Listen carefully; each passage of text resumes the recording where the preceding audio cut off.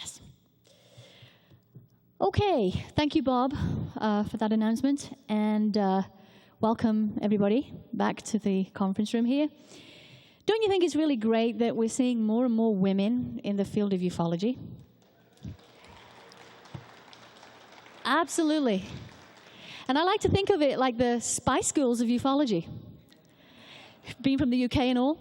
So ESEN SEKERKARAR is a leading Turkish ufologist who became involved in the UFO field in 1998 with the opening of the Sirius UFO Space Sciences Research Center, where she worked until 2002.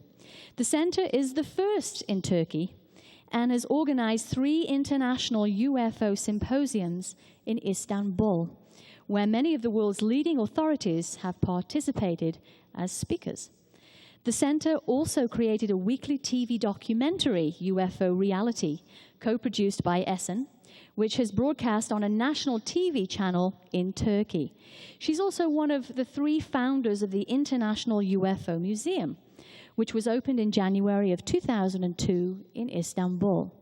ESEN is an international MUFON representative for Turkey, and her reports have appeared on websites and publications around the world.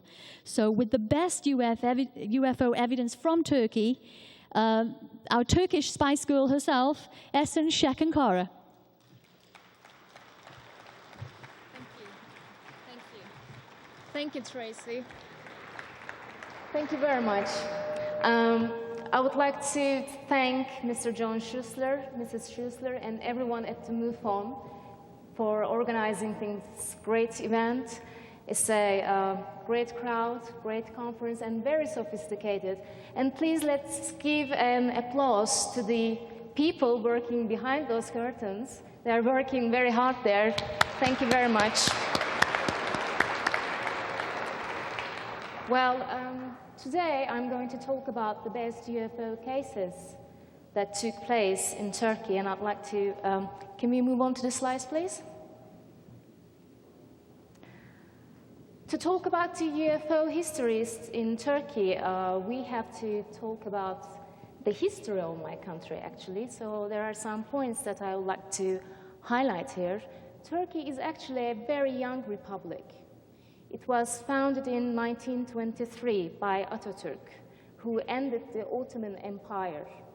And the UFO researchers have got some troubles in getting into the archives of the Ottoman Empire, which actually has about more than 700 years of ruling. They were one of the widest and the most and the strongest empires on this planet. And even if we researchers went into the archives of the Ottoman Empire, we would be having some troubles in reading those documents because they are all in Arabic letters. Therefore, we have got no idea if there are any UFO reports that were recorded during the Ottoman Empire period.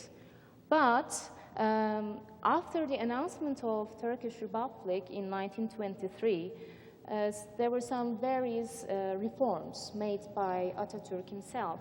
And one of them was the alphabet reform, which took place in 1928.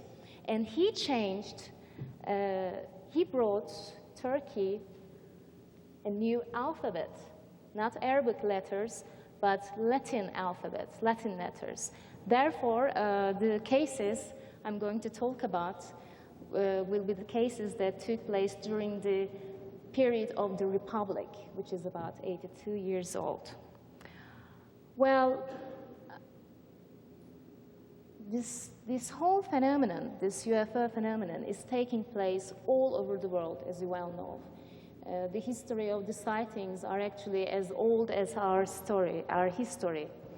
And only now we have the chance to put these subjects on a more scientific ground, because now, only now we have the cameras, video cameras, we can photograph these things, we can film them on our video cameras and do some scientific research.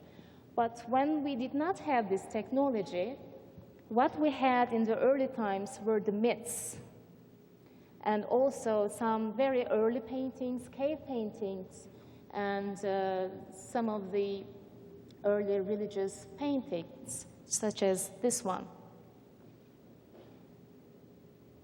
Now, this is called The Baptism of Christ by Arthur Gelder, and it is displayed in Cambridge, UK, at Fitzwilliam Museum.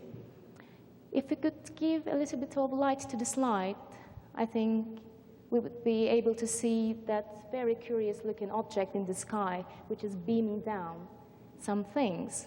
Can you see it clearly now?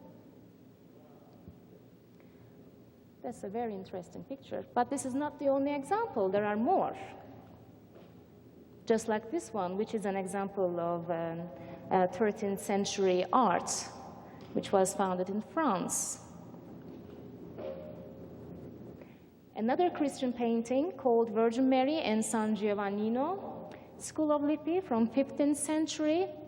And as you can see in the second picture, there is a man looking to a strange object in the sky. And here is the detail. That is what he is looking at.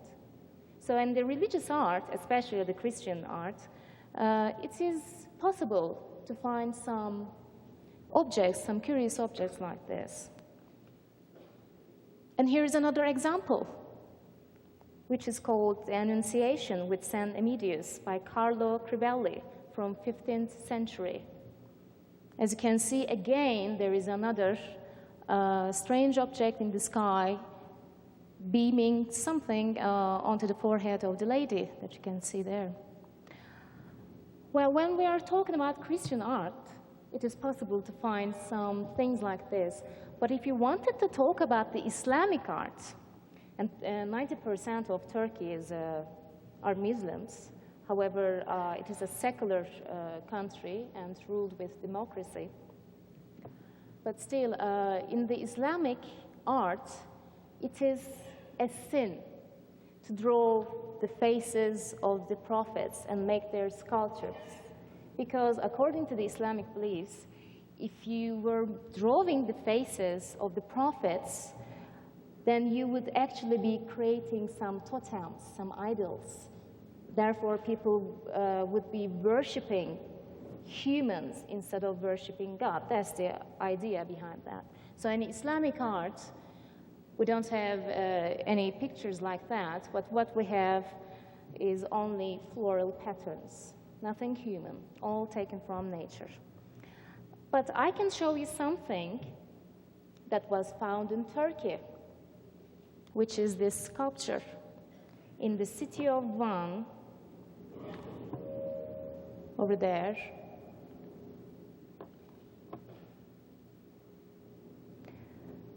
An object which looks very much like a rocket. In the mid part, actually, there is a man sitting in it. This is the arm. The head is missing. This is the arm. And these are the legs. And you can see it is sitting in it. And it looks like he's operating the capsule. And at the back part of the sculpture here, looks very much like the firing system of the jet. And this sculpture is 3,000 years old. And at that time, there were just no jets. They didn't have any technology to make any Earth technology that would be corresponding with this, with the technology in this sculpture, what this sculpture is presenting. So I don't think there are too many people just made it as an ornament. And when we looked at the Christian art, we found some objects looking very similar to this sculpture. This is a fresco, Kosovo fresco from 12th century. Here's another one. So as we can see, people in rocket-like vehicles are not something very unusual in the early times. And here is the object found in Turkey. Now, I've got some interesting story about this object. It was in 1999, if I'm not wrong. At the time, I was working at Sirius UFO Space Sciences Research Center in Istanbul. And the German ufologist and researcher and author, Michael Hessman, came to Istanbul to visit us. And we were having a chat, and we were talking about this particular sculpture. And what we know about this sculpture is that now it is in the Archaeological Museum in Istanbul, but is not being displayed. And nobody has the chance to see it. But Michael thought, as he was in Istanbul, so he thought, oh, maybe, I would go and take my chance. So he went to the Archaeological Museum in Istanbul, and he wanted to talk to the manager. He presented himself as a German journalist, and when he was talking to the manager, he said, well, I came all the way from Germany, so I know about this sculpture. I know that it is kept in the museum, so could you please show it to me? And the manager of the museum said, oh, you know what, Mr. Hessman, you don't have to worry about that sculpture because we have found out that it is fake. Then Michael said, oh, that's great. If it's fake, I would like to buy it. How much is it? Well, of course, they did not sell it to Michael, but they are still keeping something fake in their museum. And how strange is that? Okay, now let's move to some of the interesting cases in Turkey. And let's start with our capital, which is Ankara, right there. And here's an incident which took place in 1989. And the headline says, I think you can understand that, UFO alarm. And it says, our jets chased the flying saucers over the Ankara sky. Now, on 2nd of February in 1989, at about 10 p.m., 10 objects were seen over the capital's airport.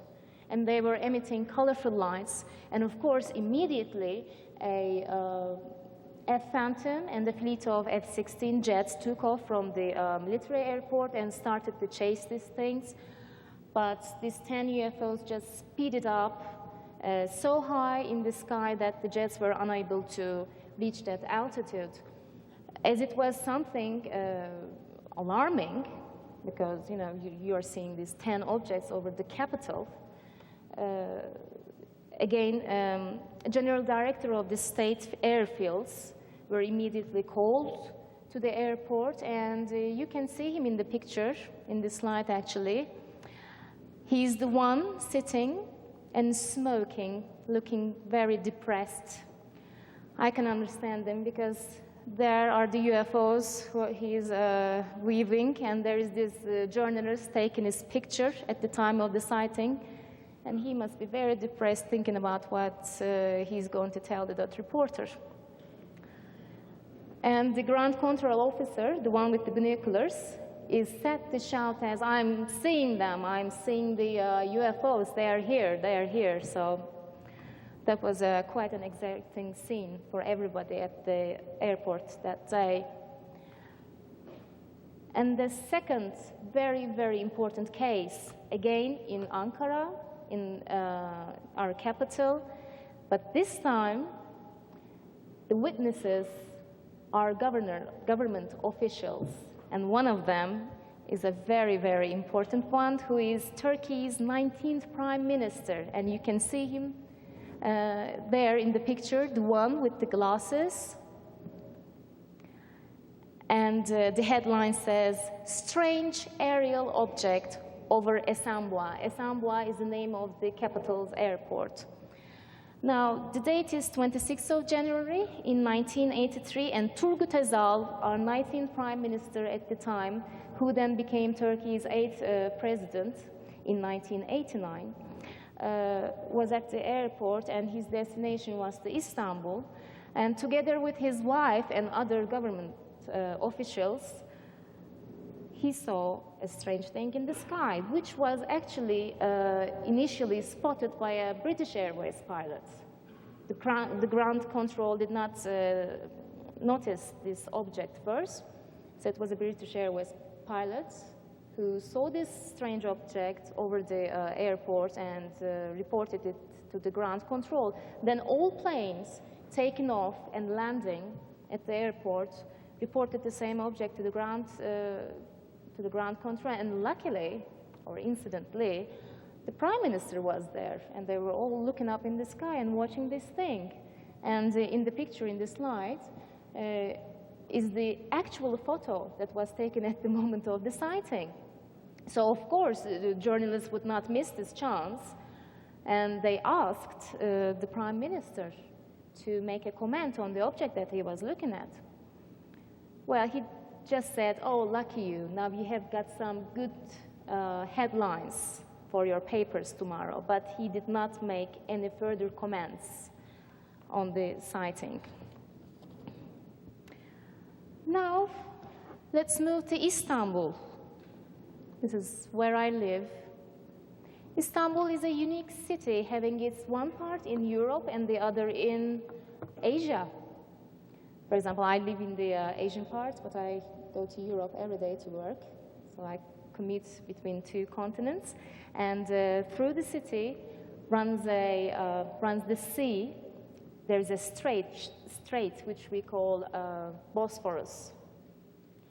And the incident that I'm going to tell you about took place in Bosphorus, in Istanbul.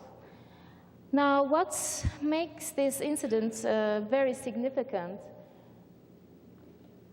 The first reason is the size of the object that was encountered, which is kilometers in diameter. So it was huge. It was a really, really big object hovering in the sky. The second is people who saw this object are actually Turkey's well-known businessmen.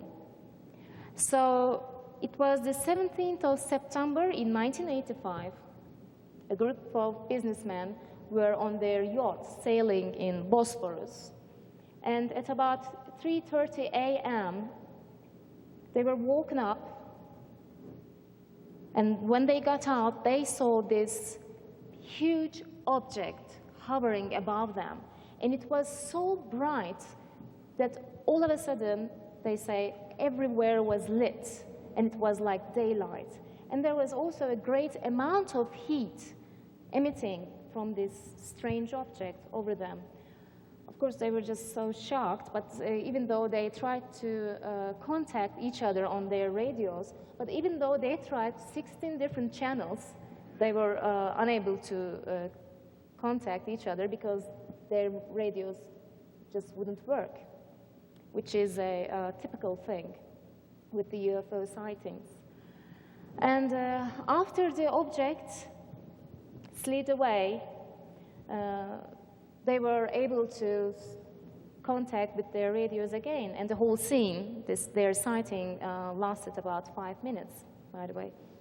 And after their radios started to work, they also contacted the Coast Guard and asked them if they were able to see this strange thing. And the Coast Guard said, yes, I mean, we saw the same thing too, but no one has an answer to what it was. So today, it's still unidentified.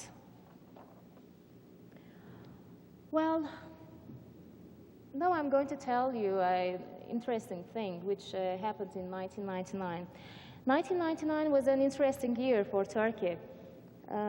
Also, there is a sad memory for the Turks about that year, because that was the year when a huge earthquake hit Turkey and killed over 17,000 people. At the time, I was working at Sirius UFO Research Center, and before the earthquake, about 1 month before the earthquake, we started receiving UFO calls reporting UFO sightings every day, about 10 to 20 calls for a month. But that was something very strange for us, because you hardly ever get one call in a day. But all of a sudden, we were receiving these calls every day. But then the earthquake hit, and we found out a very, very mysterious thing, because the calls that we were receiving were actually coming from the areas that the quake hit the worst and the most. And of course, today we still do not have an explanation to that. We don't know why that a lot of people were seeing UFOs before the earthquake. But one of the answers may be, just speculating, but maybe that when extraterrestrials are observing us, they must be observing the nature as well. So the best time to do that may be when the planet is on its extreme points, such as earthquakes, volcano eruptions, and other natural disasters. And some people, a lot of people actually, were able to take photographs of these strange objects, and some were able to film them. And many of this footage was broadcast on national TV channels. And here I'd like to show you some of them. If we could start the video, please.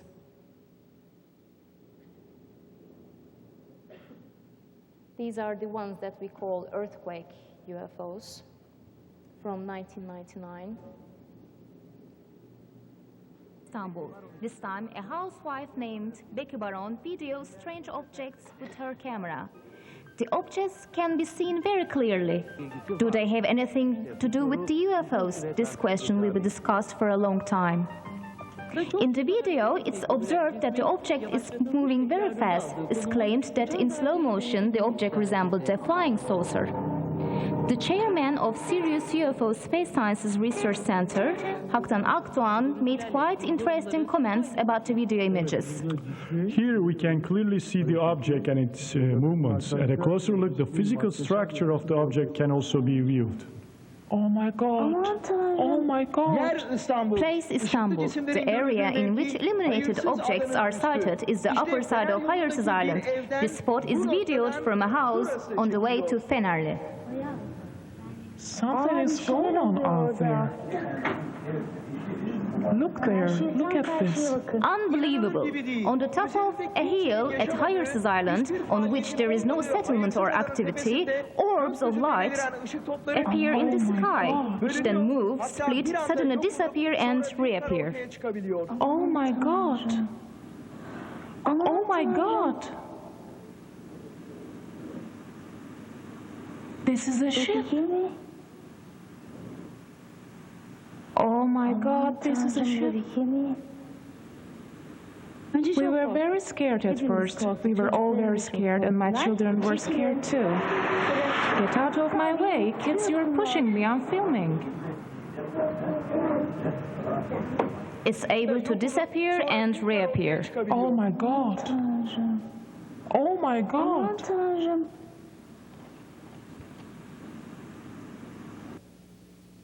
Okay. Thank you.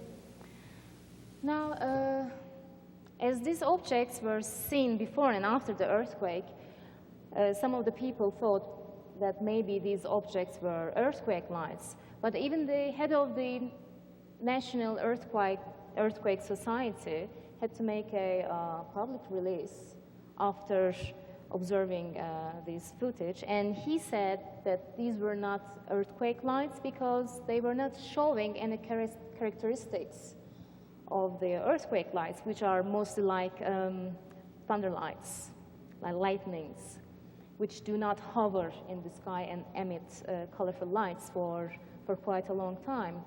And he said he didn't know what these were. Now, what I'd like to show you are what I believe to be one of the best daylight pictures of the UFOs ever taken. If we could move on to these slides, please. Two youngsters in 1996 were climbing a mountain in Izmir, which is on the west coast of the country, and it's the third largest city of Turkey. And these two youngsters had also their cameras with them, and they were also taking their pictures on these mountains. All of a sudden, they saw a very, very interesting thing in the sky, and this was broad daylight, and it was a UFO. And if we can move on to the slides, I'll be able to show you some of the pictures of them.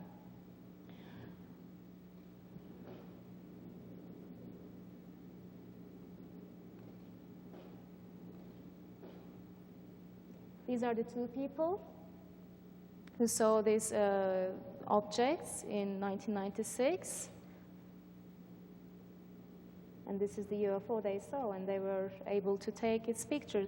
What they say, the voice says that when this thing appeared, it looked like it was showing itself off to these two boys, that it was just hovering there, you know, moving slowly, making no sounds, as if it was allowing those people to take its pictures. That's why the boys say. And they were able to take many snaps of it. And the metallic structure is very clearly seen on these pictures.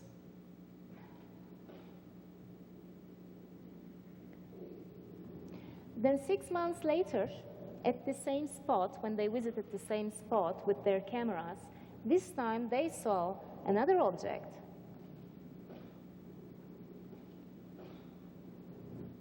Which has a perfect disc shape.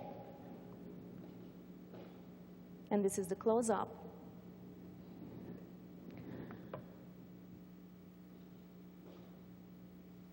And the title says here, UFO dispute. Now, what happened is that even though these witnesses saw these crafts in 1996, they didn't come up with their stories until the year 2000 because of the same reason that many people are going through, which is the fear of ridicule.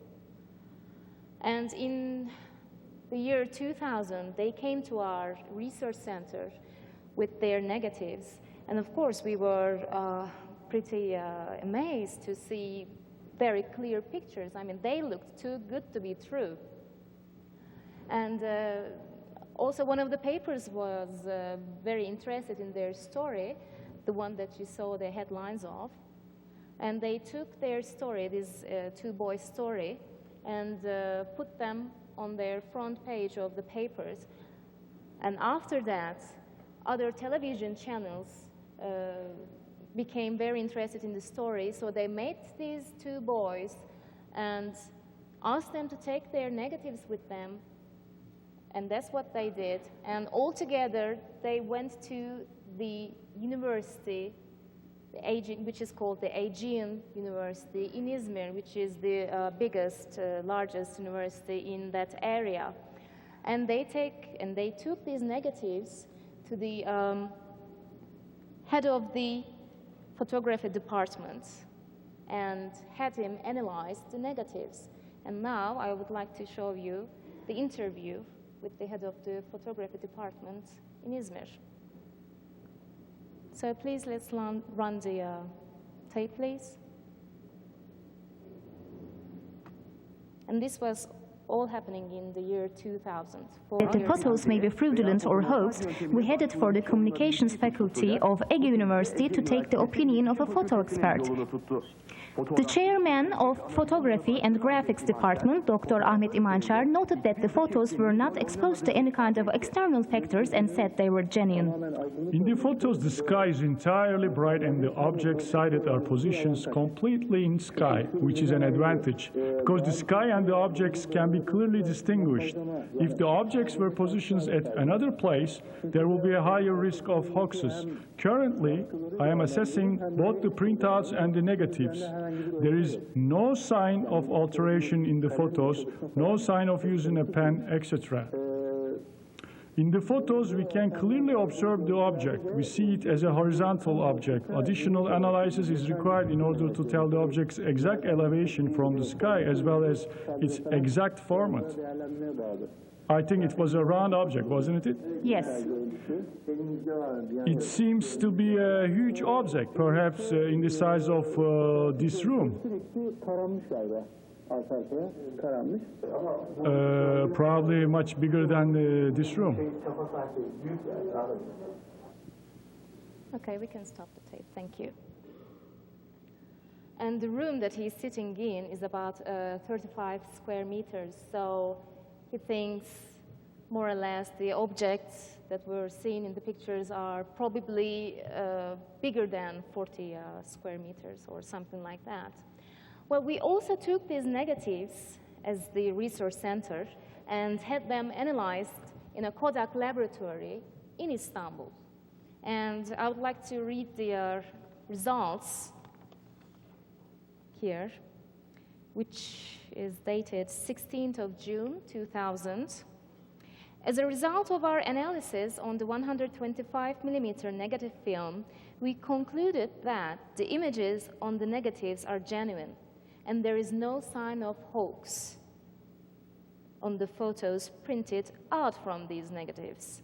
The negatives and the photographs were examined in computer environment, and no modifications were made on them.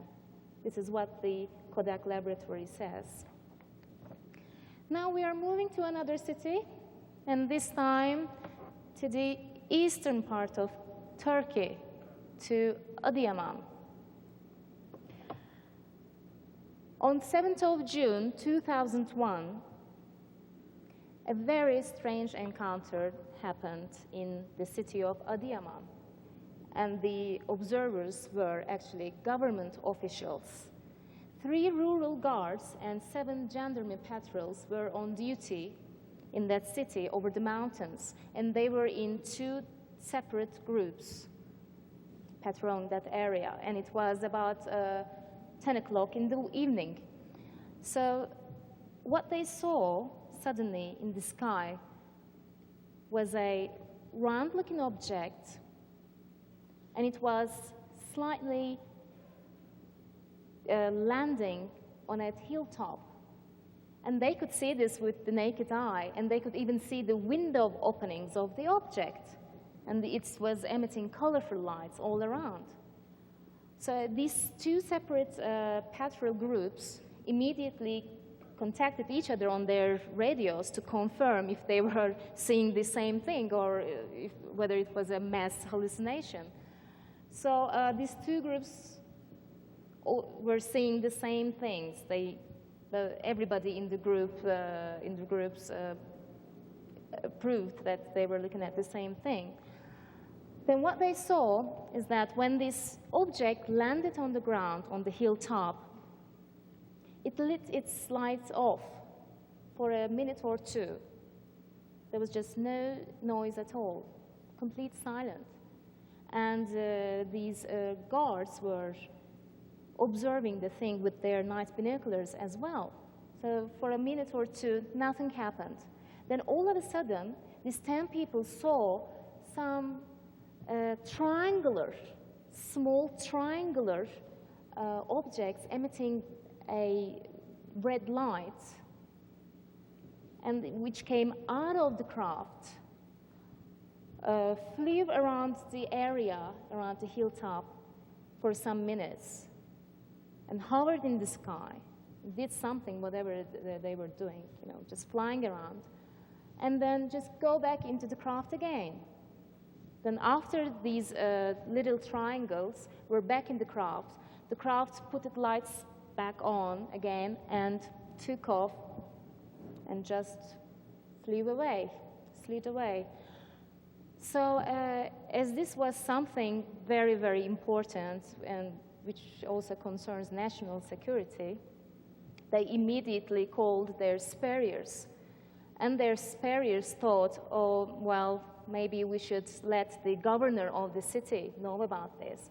And even though it was very late at night, the governor was taken from his arm, and he came to his office, and he called in these 3 rural guards and the 7 gendarme patrols in his office and put them into 10 separate rooms and asked them to write down of the report of what they saw and make a drawing of the craft that they witnessed. Then what he did, what the governor did, was something that took place for the first time in Turkish history, and which is an official UFO report signed by the governor himself. And here it is on the slide. If we can go back to the slides, please. Now, yes. Halil Işık. Brave man. Brave man. He was the first to do that in Turkey.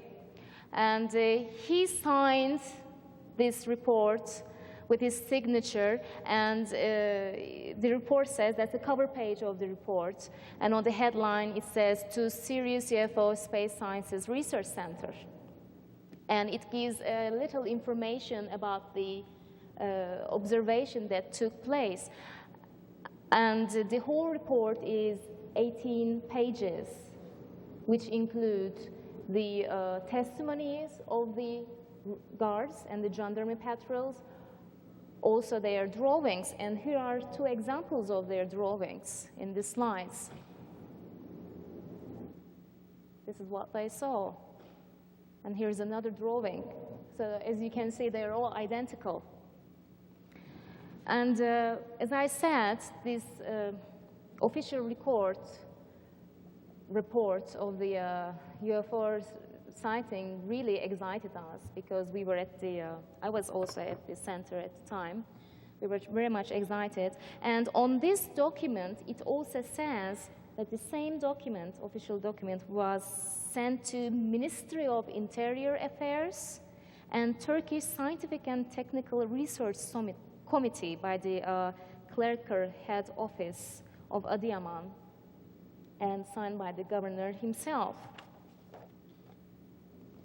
And here is the picture of the 3 rural guards showing their drawings. But you can't see the drawings very clearly. So as I said, he was a very brave man, because that is not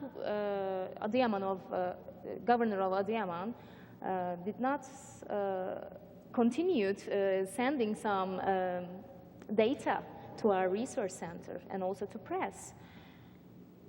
Another incident from 2002, on January 26, we're talking about the same city again, and this time over 20 officers were able to film the strange objects that were seen over the city. And they did a recording of 5 hours, 20 police officers. And the governor of Adıyaman sent us the tape, but not the whole 5 hours. He just sent a very, very small portion of the tape this time. Maybe he was warned, we don't know. But still, this is very unusual to receive any official data. And I've got the tape with me. But unfortunately, in the tape, the objects don't look very colorful as the police say that they were. So let's run the tape, please.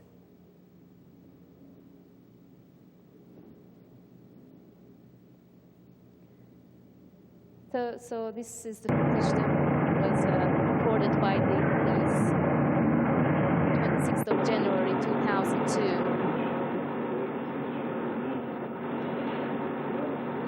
And the following night, on 27th of January, 2 flying objects similar to the one sighted the day before were observed in the skies of Adıyaman, but this time at the western side of the city. And they were filmed from the roof of the police department between 2:30 and 3 a.m. Well, according to the governor of the city, these two objects, a total of 5 unidentified objects were observed over the city in 2 days. And they were also sighted by mass of inhabitants.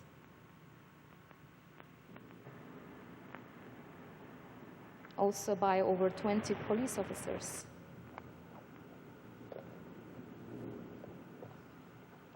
But I don't think this is a very clear tape. I am really curious what is there on the other 4 hours and 55 minutes. I'm really curious about that. Okay, we can go back to the slides now. Another interesting story from 2001. Turkish jets dogfight with a UFO. On the 8th of August, we woke up to see this headline on Turkey's most read newspaper, Hürriyet. And that's what this title says. Turkish jets dogfight with a UFO. At 12:30 on the 8th of August, 2001, First Lieutenant Pilot Haluk Dinçer and his student Lieutenant Pilot Arda Güner took off with their 3 T-37 type military aircraft for a training flight from Izmir, which is Turkey's third large city of the country. As they reached the altitude of 15,000 feet, they encountered a UFO. And in that newspaper, we were able to see the radio talk of the pilot with the ground control. That was very unusual. And I've got the script of this radio talk here.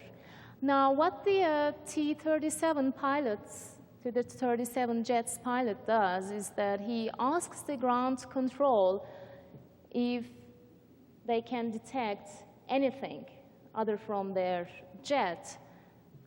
And it says, there is an object approaching me at a very high speed from straight ahead. Immediately detect this object on the radars. I have never encountered such a thing. I suspect it is a UFO. So the military pilot utters these words. But of course, the operation base fails in detecting anything else other than the jet. Then the T-37 jet's pilot says that the thing is approaching them from their wings. And now it's at the rear. It's like, I will take it in the front by a maneuver. The object is now over us. This is literally dogfighting with us. And then the object suddenly disappears. The whole scene took about 1.5 minutes. Then the object just disappears in the blink of an eye. Now, as this was all over the papers, it was also on the TV channels the same day as breaking news.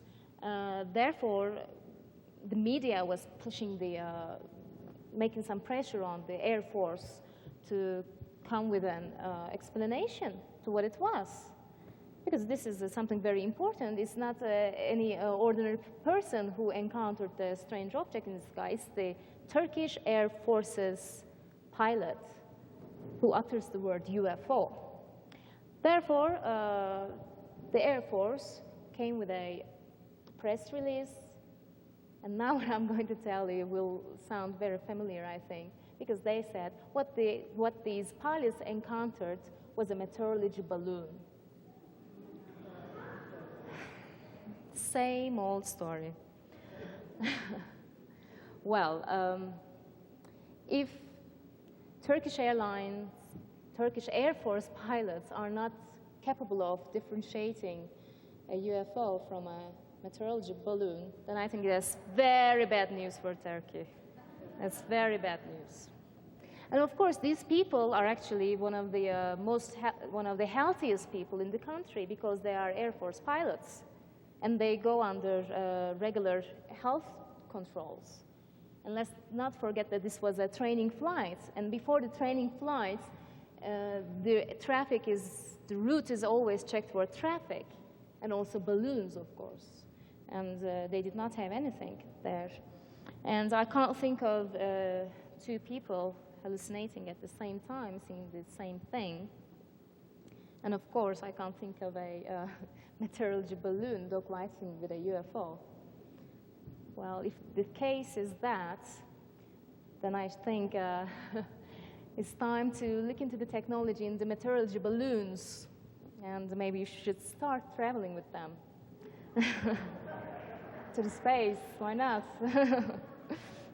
So everything speaks for itself. Of course, nobody was able to reach the pilots and make an interview with them.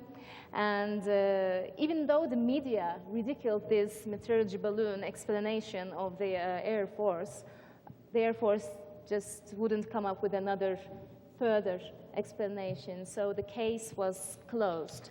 But this was not the only case that our pilots encountered in Turkey. We've got more examples like that, and I've chosen one of the two best. On the title it says, 25 minutes with a UFO. And this gentleman there, whom I've also interviewed, had a sighting on 5th of September in 1975, and at the time, now, he's a Turkish Airlines pilot, but at the time, he was working for the military. He was a military pilot. And on 5th of September, he took off with his C-47 military transport plane on a very clear night, full of stars. And then all of a sudden, after taking off, appeared an object, a bright object, which looked like the moon, below his craft, below his C-47 transport plane. And it looked very close, therefore the pilot was a bit afraid, and he thought that they were going to collide. So what he did, that he just switched off his lights, then changed the route a bit, and waited what was going to happen. And what he saw was something unbelievable. When I was speaking to this pilot, he looked like he was still under the influence of his unbelievable sighting. So what he saw was that this moon-like object started to change its shape and open up in the middle. Changed its shape like a bicycle wheel. And the pilot was able to see the stars through it.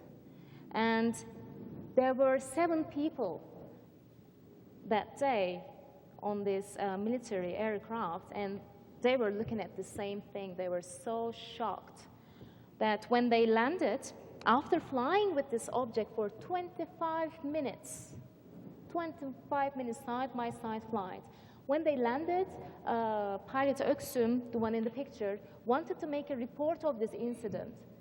But the colonel, his colonel, who then became a general years later, he wouldn't give anyone his name, just did not let him to do so. But now, as years have passed, now he speaks about his sighting. Oh, I've got 8 minutes. So I think I have to speed up a bit. Here's another example of a pilot's encounter, which took place in 1989, and the headline says, "I saw a flying saucer." And they took off from Antalya for Zurich. He was a Turkish Airlines pilot at the time. And at the altitude of 2,000 meters, they saw this egg-shaped object, which flew with them in front of the Turkish Airlines craft for 15 minutes. So in the picture, you can still see the excitement and the astonishment of the pilot who encountered this. Now I want to move on to a very interesting case, an alien encounter which took place in 2001. I think you'll find this very interesting. It's a unique case. Now, 3 villagers from Eşme, this is the place, woke up that morning. It was an ordinary morning, so they got on their tractors, and as they are villagers, they've got this tobacco farm. So just a regular morning, they were going to hoe their tobacco farms. And on the way, these are the 2 witnesses, Mr. John and his wife, and they had another company on their tractor, another villager. On this particular farm, they saw a very strange object 50 meters away from them. When they noticed that this thing was actually moving, then they stopped the car. Mr. John got out of the tractor and started to walk into the field to see what that thing is.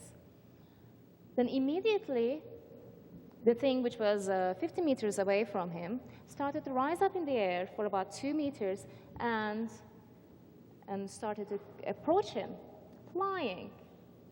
But they were just, it was not making a sound at all. And it was a thing. It wasn't a craft. It was a thing there, emitting a yellowish and orangish light from its abdomen part. It had no arms, and the had V-shaped legs, and it did not look like a living thing. It looked like a robotic thing. And witnesses say that it was wearing like a gelatin-like suit. And the lady says the suit looked as if it hadn't been ironed because it had some creases on it. And the eyes did not look like living eyes. They looked as if someone just stuck them on the suit or just take a needle and sew it on the suit. So it was definitely not a living thing. And anyway, so the farmer is walking. The creature is flying towards him. So there is 2 meters, and they both stop, looking at each other. Then the man is so shocked. What he thinks is to throw some stones at it so that he could get it down and examine it closer. So he says, Mr. John said, as soon as he got this idea of throwing stones at the creature started to rise in the air, as high as a treetop level. And, but he did throw some stones at the thing, about 3 or 5 stones, but luckily all missed. And of course, these news were all over papers, all over the national channels. There were some shows about these incidents. It was just everywhere for over 2 weeks. And here is the governor of the city of Eşme, showing the drawing of the robotic type alien.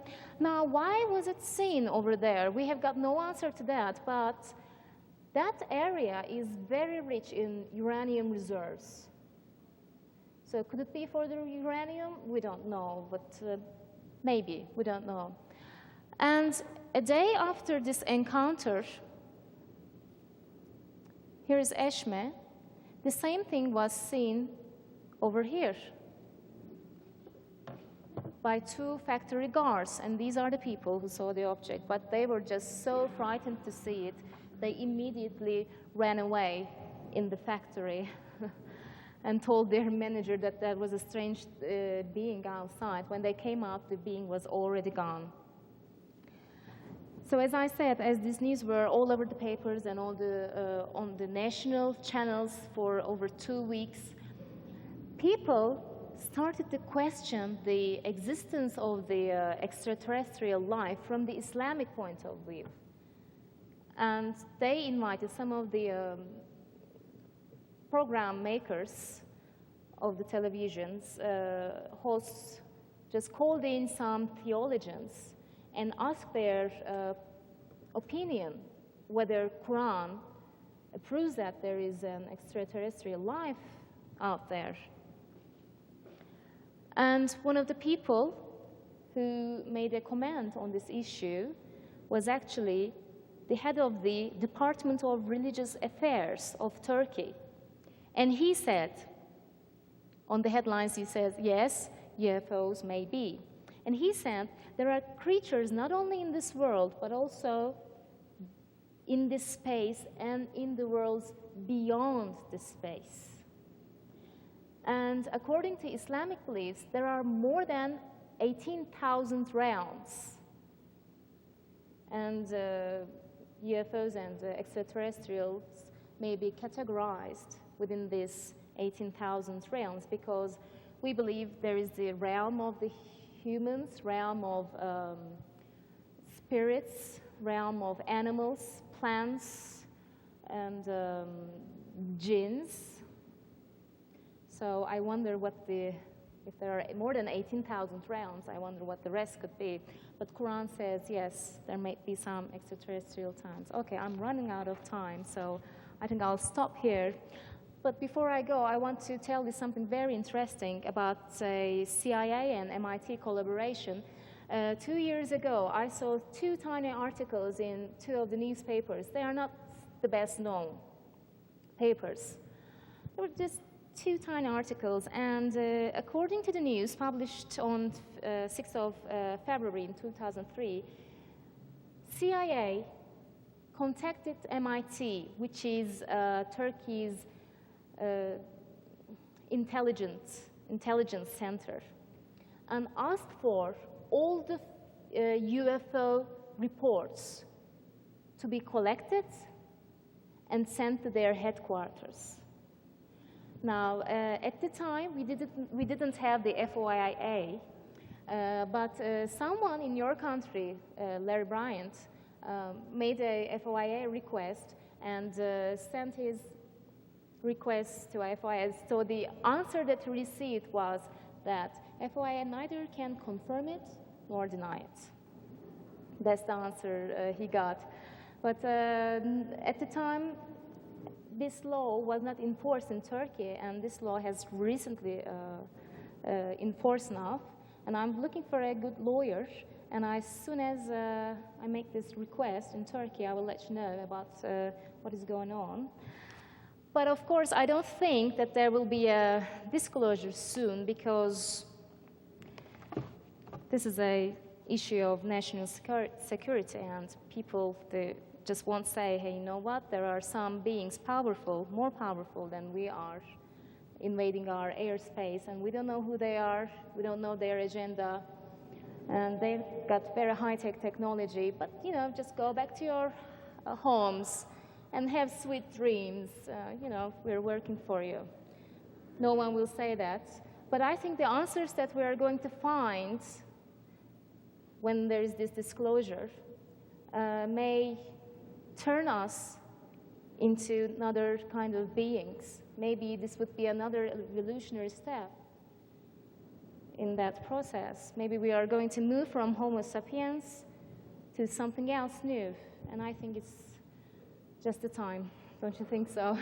Well, thank you very much for listening. That was a pleasure for me. Thank you.